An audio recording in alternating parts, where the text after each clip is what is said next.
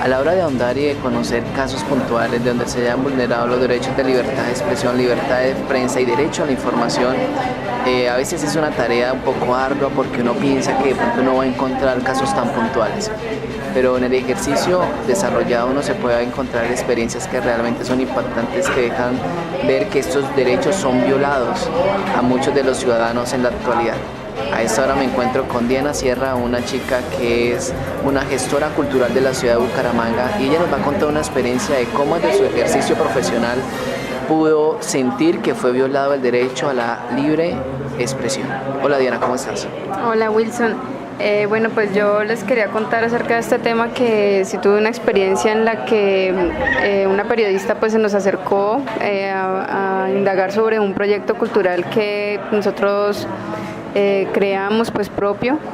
y pues que fomentamos mucho la participación en ese proyecto,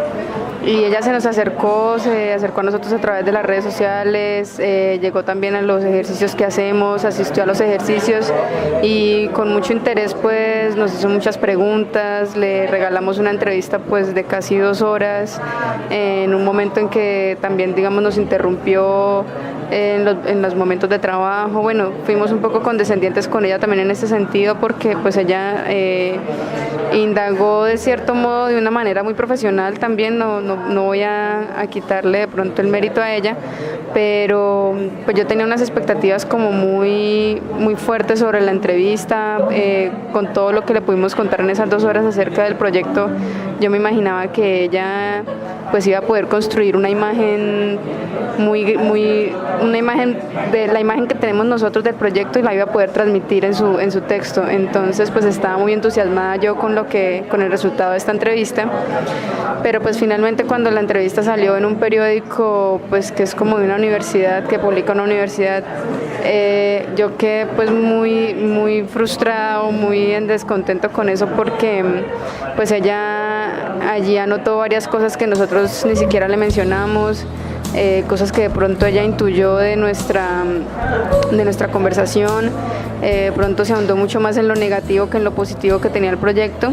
y al momento de yo preguntarle a ella qué la había motivado de pronto a escribir eso, porque a veces había llevado pues la entrevista hacia ese punto, si habíamos hablado de tantos temas,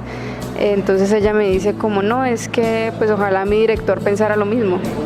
Entonces cuando ella me dice eso, yo que como pues no sabía yo ni siquiera qué decirle, porque yo pensaba pues ella es la que se me acerca, me busca, me hace la entrevista, habla conmigo,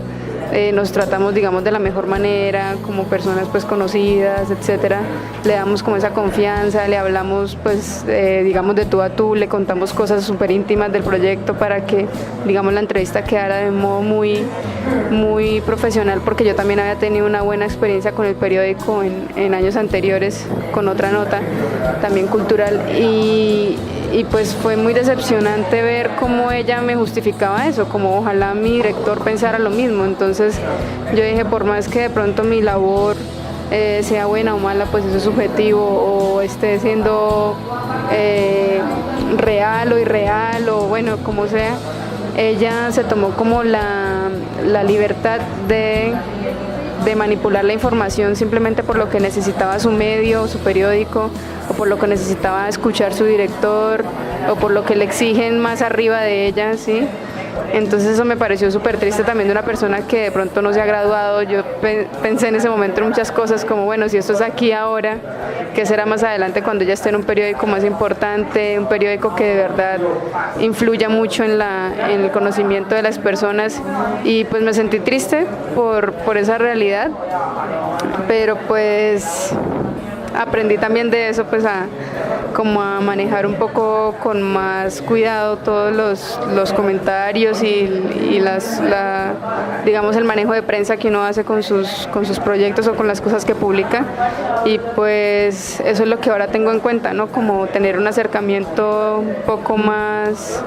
claro con la persona y con el medio en el que van a publicar antes de que publiquen algo sobre mí o sobre un proyecto mío.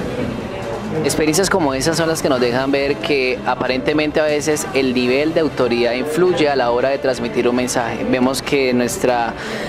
compañera se sintió un poco vulnerada en su derecho a la libre expresión porque su información fue tergiversada y a la hora de publicarse la entrevista que ella había dado a aquella periodista, se vio que fue totalmente diferente el lenguaje y el mensaje a transmitir de lo cual ellos habían recibido en esa entrevista. Esas son experiencias que dejan claro que actualmente hay muchos sectores, muchos medios que violentan el derecho a la libre expresión de muchos ciudadanos. Bueno, muy buenas tardes. Mi nombre es Catalina Blanco y he trabajado en canales comunitarios desde hace más o menos 3 años. Desafortunadamente,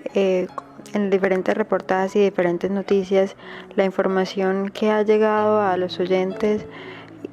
y a los que están espectadores ha sido insuficiente en vista de que se median particulares intereses dentro del canal.